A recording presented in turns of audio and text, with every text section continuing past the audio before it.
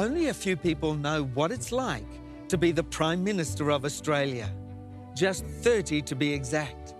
8 of them served here in Parliament House, on top of Capitol Hill in Canberra, the nation's capital. 15 of them served in the old Parliament House, a short distance away at the base of Capitol Hill. And the first 7 Prime Ministers served in the Victorian Parliament House in Melbourne, that was the meeting place for the first Australian Parliament, formed after Federation in 1901. Each of these people has been unique, bringing their own special qualities to the job. Many of them have come from humble beginnings. They've had a thirst for education and self-improvement, drive, tenacity, and ambition. And it's fascinating to see how faith has shaped our Prime Ministers, and more importantly, how it has shaped and influenced our nation. So today, we're going to examine the spiritual life of each of our Prime Ministers, from Edmund Barton to Scott Morrison, and explore the ways in which their beliefs shape the history and development of our nation.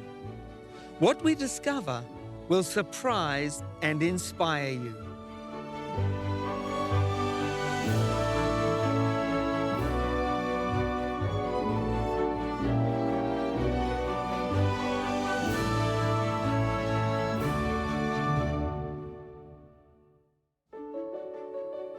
To take a closer look at the Prime Ministers, and in particular their spiritual lives and the way their values and beliefs shape the history and development of Australia, we've come to Prime Minister's Avenue in Ballarat, Victoria. It's a collection of the busts of the Prime Ministers of Australia located at the Ballarat Botanical Gardens.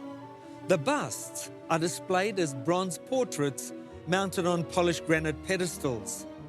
The busts of every Australian Prime Minister are here, with 2 exceptions. The avenue starts with the bust of Sir Edmund Barton, who became the country's first Prime Minister in 1901. He remains the only Australian to have served as both Prime Minister and Justice of the High Court.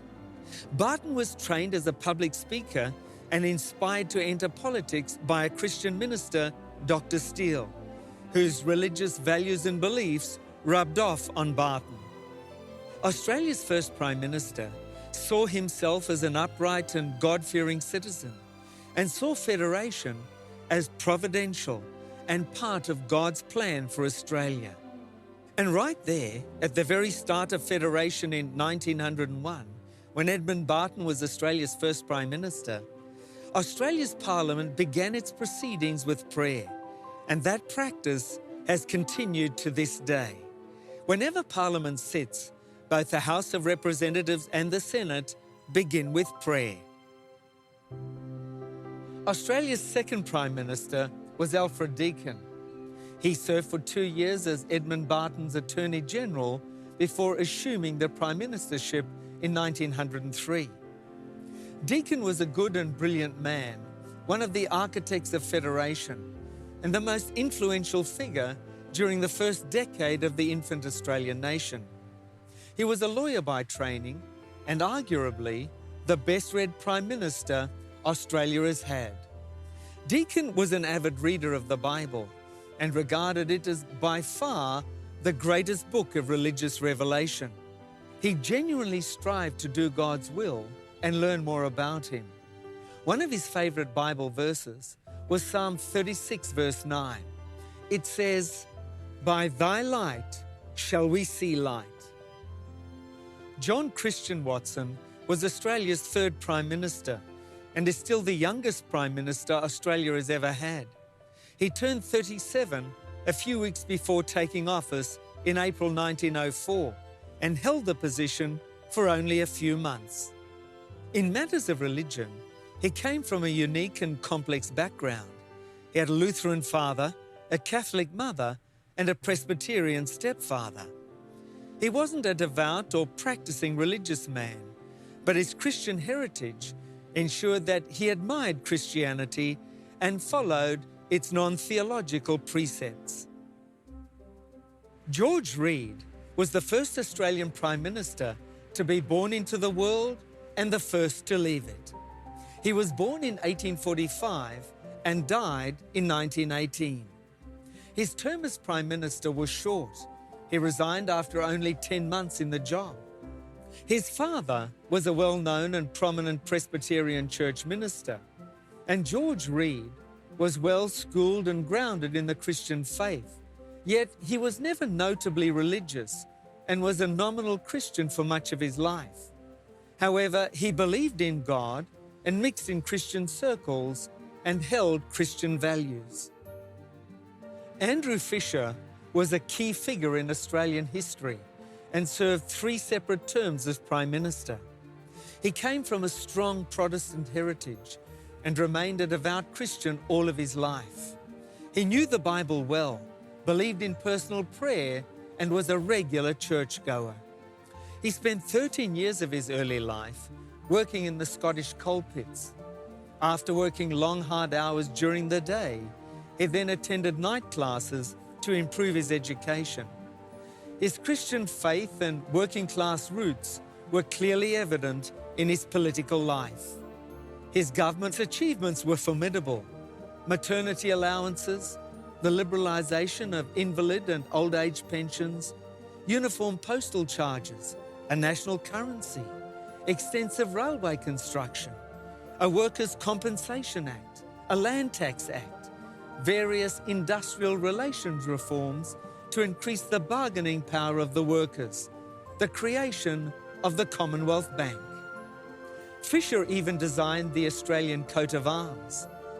Fisher's political philosophy and ideas were based on his experiences as a miner, his reading and study, and his Christian faith, a faith that never wavered and guided him throughout his life. Fisher was followed by Joseph Cook, who was the 6th person to hold the top position of Prime Minister. Joseph Cook grew up in a staunch Methodist family and from a young age learned to love the Bible. In fact, one of his greatest pleasures was to read the Bible and sing hymns. He was an exemplary husband and father to his 9 children.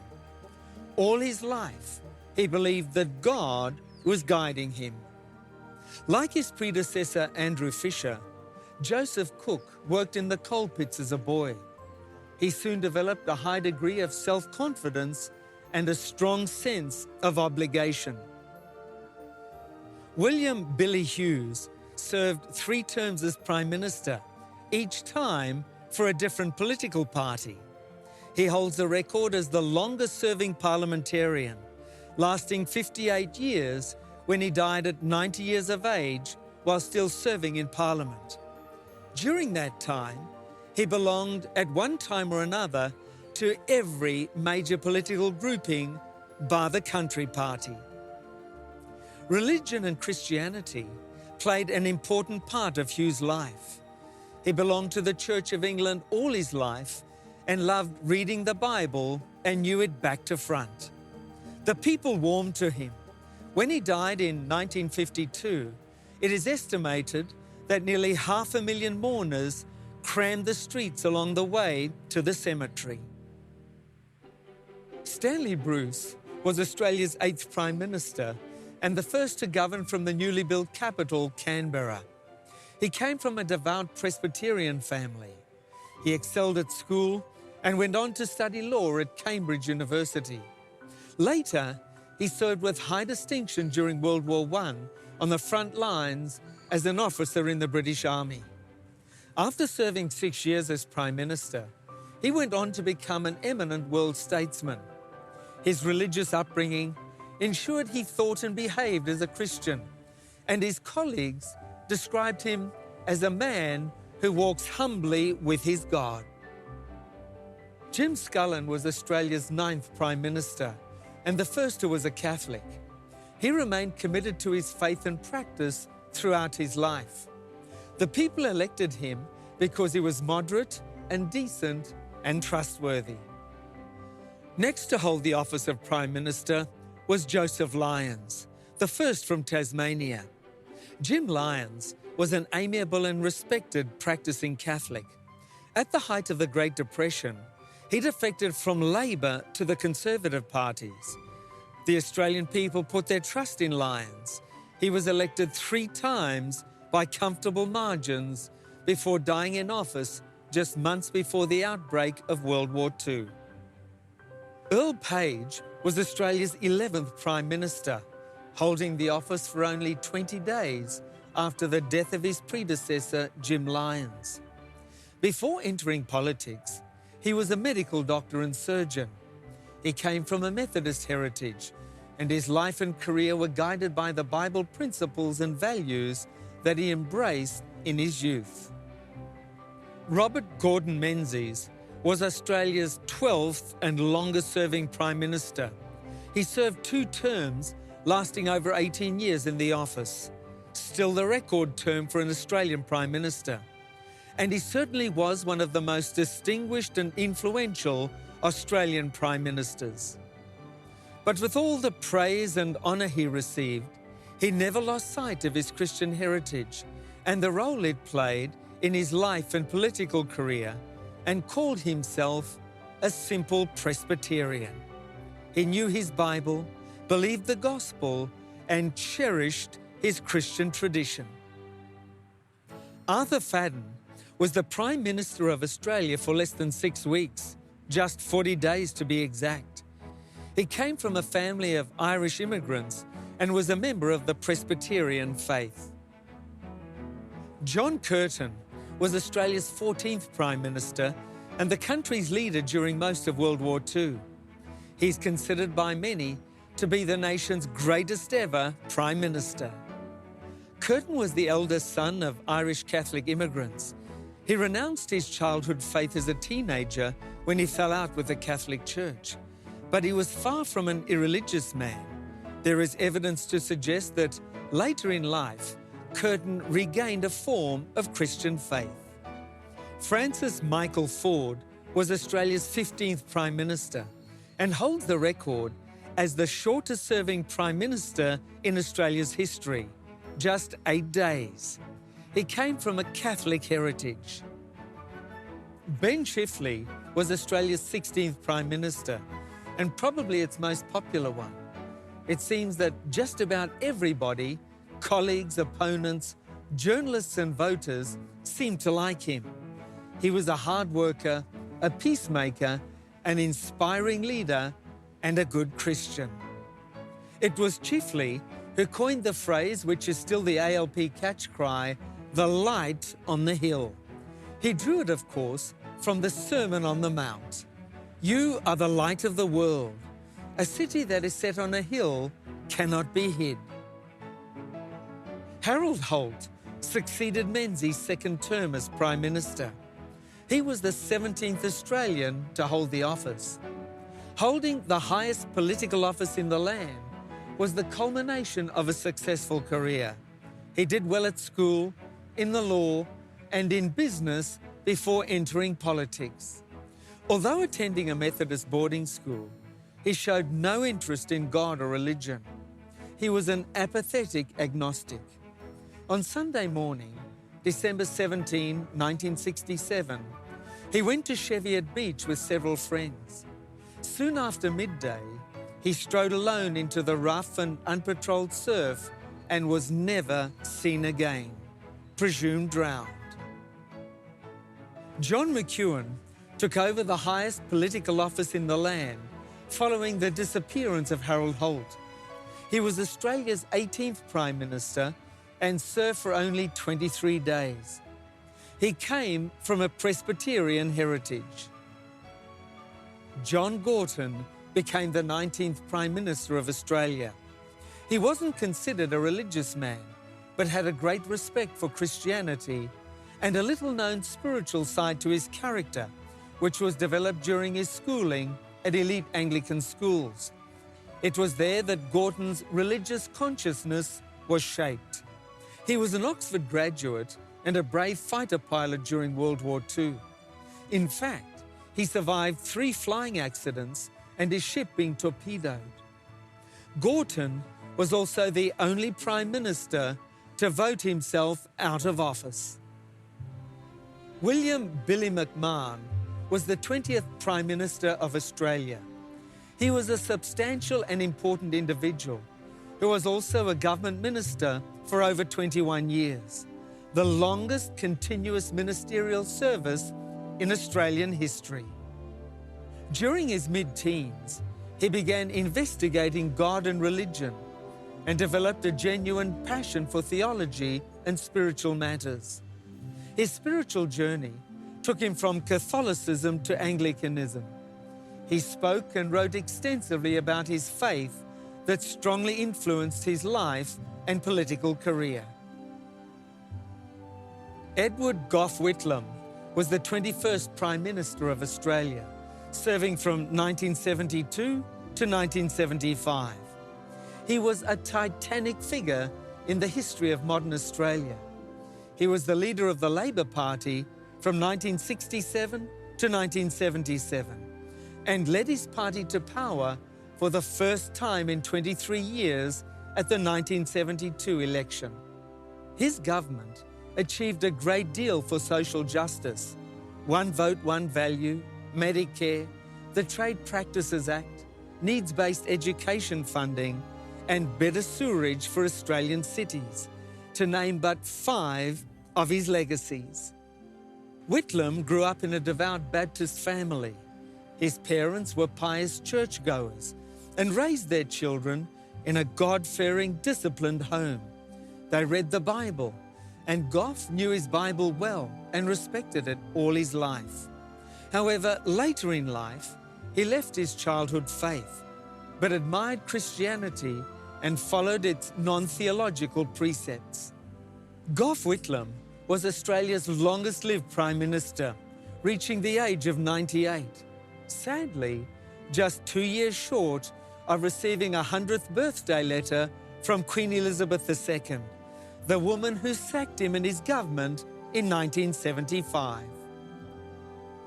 John Malcolm Fraser served as the 22nd Prime Minister of Australia, in office from 1975 to 1983 as leader of the Liberal Party. During this time, he built the best record of human rights of any Prime Minister in Australia's history. He came from a devout Presbyterian family and attended Anglican schools and later studied at Oxford University. He knew the rudiments of Christianity, and no doubt this influenced his life and political decisions and coloured his worldview. Robert Hawke was Australia's 23rd Prime Minister and the country's longest-serving Labor Prime Minister. He was one of the most popular and charismatic of Australia's Prime Ministers. He led his party to outright victory in 4 federal elections and lost none. Hawke's government transformed Australia. The country joined the global economy and embraced multiculturalism. Medicare was entrenched and progressive taxes were introduced. His father was a Congregationalist church minister, and Hawke grew up in a thoroughly Christian home. Yet he lost his personal faith in his early 20s and described himself as an agnostic from then on. However, he wrote in his memoirs that his parents' basic Christian principles of brotherhood and compassion drove his public life. Their Christian beliefs and precepts guided his political career. Paul Keating mounted a successful challenge to Bob Hawke's leadership and became Australia's 24th Prime Minister in 1991. He came from a devout Irish Catholic heritage and was educated exclusively in the Catholic system. He remained faithful to the tenets of the Catholic Church and, in a sense, that defined Keating and strongly influenced his political career and decisions. John Howard became the 25th Australian Prime Minister on the 11th of March 1996 and continued to hold the office until the 3rd of December 2007, making him the second longest-serving Prime Minister of Australia after Robert Menzies. He won 4 federal elections during that period. He was courteous and measured, as well as thoughtful in his conduct. He lived a worthy, industrious life and was a practicing Christian who attended church regularly. He is the only Liberal Party minister to have been educated in a state school. On the 3rd of December 2007, Kevin Rudd became the 26th Prime Minister of Australia. He served 2 terms, from December 2007 to June 2010, and again from June to September 2013. He held the office as leader of the Australian Labor Party. One of his government's significant acts was to deliver an apology to Indigenous Australians for the stolen generations. Rudd is a committed Christian and attends church regularly. He is passionate about religion and speaks and writes extensively about his faith. He has moved from Catholicism to Anglicanism. Rudd is considered by many to be the most overtly Christian Prime Minister since Joe Lyons. On the 24th of June 2010, Kevin Rudd lost the support of his party and resigned. Julia Gillard was elected unopposed as his replacement and became Australia's 27th Prime Minister. She was the first and to date only woman to hold the positions of Deputy Prime Minister, Prime Minister, and leader of a major party in Australia. As far as religion goes, Gillard has clearly stated that she's not a religious person. She's an unbeliever. Having said that, Gillard has never called herself an atheist or described a state of mind that amounts to atheism. Her parents were Baptists, and in her youth, she attended the local Baptist church, where she received the benefit of a very rigorous grounding in basic Christianity. She's since rejected all of that, but has retained a healthy respect of religious people and religious issues. Tony Abbott served as the 28th Prime Minister of Australia from 2013 to 2015 and is the first Catholic to do so from the Liberal Party. After graduating from Oxford University, he briefly trained in a Roman Catholic seminary preparing for the priesthood. His religious convictions guided his life and political career. On the 14th of September 2015, Abbott was defeated in a vote for the Liberal Party leadership by Malcolm Turnbull, who became Australia's 29th Prime Minister the next day. Turnbull came from a Presbyterian heritage, but became an agnostic in the beginning of his adult life, and later converted to Roman Catholicism, the religion of his wife's family. In August 2018, Malcolm Turnbull successfully defeated a challenge for his position as Prime Minister and leader of the Liberal Party. But tension continued, and a second ballot was held on the 24th of August, which saw Scott Morrison win and become the 30th Prime Minister of Australia. Scott Morrison was raised in the Uniting Church, but now regularly worships in a Pentecostal church. He has ensured that his religious faith is well known, a faith that gives guiding principles and a faith that is central to his identity. The records show that the faith of the Prime Ministers often affected their decision-making even beyond matters that are clearly moral or spiritual, such as family law, the death penalty, euthanasia, state aid to religious schools, and so on. It extended to enduring issues of political politics, the distribution of wealth, war and peace, and the recognition and enforcement of human rights. Christianity has played a major and positive role in shaping and making Australia the splendid country we live in and enjoy today. A country that's democratic, prosperous, and relatively free of violence. We have been uniquely blessed in human history. And for this state of affairs, our Prime Ministers surely deserve some credit, and perhaps their Christian faith even more so. And here's some good news. Over the last 200 years, Christianity has done Australia a lot of good, and it can do the same for you too. So if you're facing challenges in life and are looking for inner peace and happiness, then I'd like to recommend the free gift we have for all our incredible journey viewers today. It's the book that has changed nations and has also brought hope and peace to millions of people around the world. In fact, it's the world's bestseller, the Bible. It's the book that shares the Christian message. And if there's one Bible word all Australians and New Zealanders would recognize, it's eternity.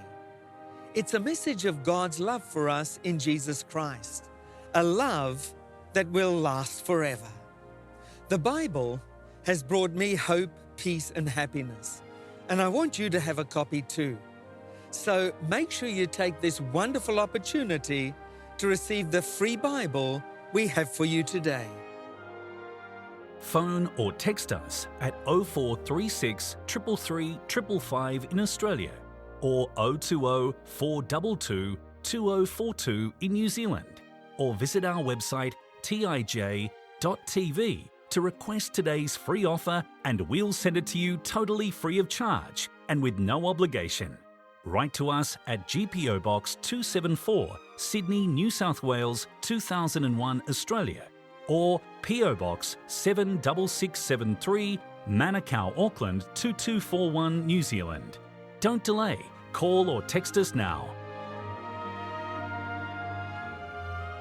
If you've enjoyed today's journey to Canberra and Ballarat, in the footsteps of our Prime Ministers, and our reflections on the important role Christianity has played in the history and development of our nation, then be sure to join us again next week when we will share another of life's journeys together.